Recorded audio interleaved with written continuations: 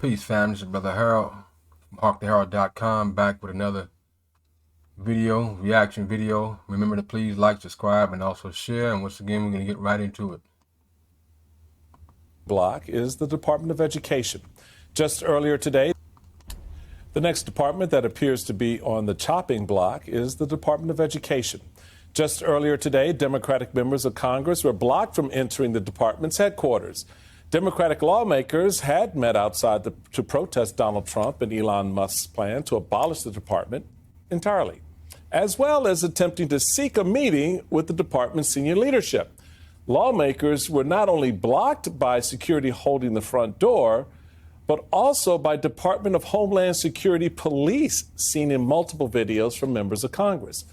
Lawmakers were told by security guards stationed outside that nobody had accepted a meeting and that they needed an escort in the building in order to enter the building. The door, he says he's a federal employee. He won't tell us who gave him permission to do this. All he knows is he's going to stand here and tell the members of Congress who are elected, who vote for the funding for all of them in this building, and for the student loans and for the Title I families. He's going to tell us that we can't come in and talk with anybody.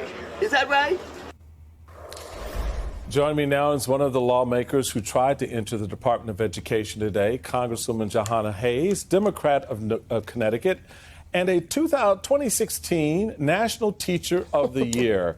It's a great pleasure, Congresswoman. And, let's just get right to the bottom. Who tried to stop you, and under what authority were they acting to block members of Congress? That's the part I have to wrap my head around. Who fund the very department that they're standing there blocking members from coming into the building? Well, thank you, Michael, and it's great to be here. And that's a great question. We did not get an answer to that. The man who came out, he met us at the door.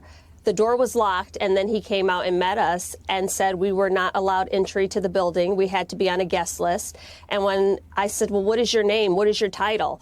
All he would say is, I work for the Department of Education. Never said who he was, kept pulling out a badge and pulling it back quickly.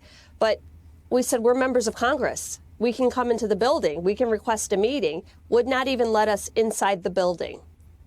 Amazing. It's just amazing. Well, it also kind of begs the question, what do you do next? I mean, this is the fourth time or so that members of Congress have been denied access to federal property. It's not a question of what do Democrats do, what do Republicans, what do members of Congress do when something like this happens? What do you think should happen next? Well, I think that's really important. I think part of the problem is the Speaker of the House, Mike Johnson, has ceded all of our Article I powers to the president. And in this case, the Speaker of the House should be saying we need to respect the separation of powers. But I know that is not going to happen. So we are bracing for lawsuits. We've sent letters to the department requesting a meeting. 96 members of Congress signed on to this meeting. Outside groups are gearing up to file lawsuits because we read Project 2025. We know what's next. We know what's coming. And Elon Musk and Donald Trump, this whole administration is going play by play in what we saw in this Project 2025. But one thing I don't think people understand. For me, it was important to go to the department and request this meeting because I'm open to, if you want to audit the department, if you want to make reforms, let's talk about it. Let's work together and see what we need to do. They don't want to do that. They want to tear everything down, just like they talked about in your last segment. And I hope people understand what that means. A lot of the things that Republicans are complaining about that they don't like about the department with curriculum and things that happen in the school, those are local issues, not decided by the Department of Education. What the department does handle is the $1.6 trillion in student loan funds, special education, making sure that students aren't discriminated against, collecting data and statistics from school, preparing educators to teach our students, running Title I programs for our lowest income communities.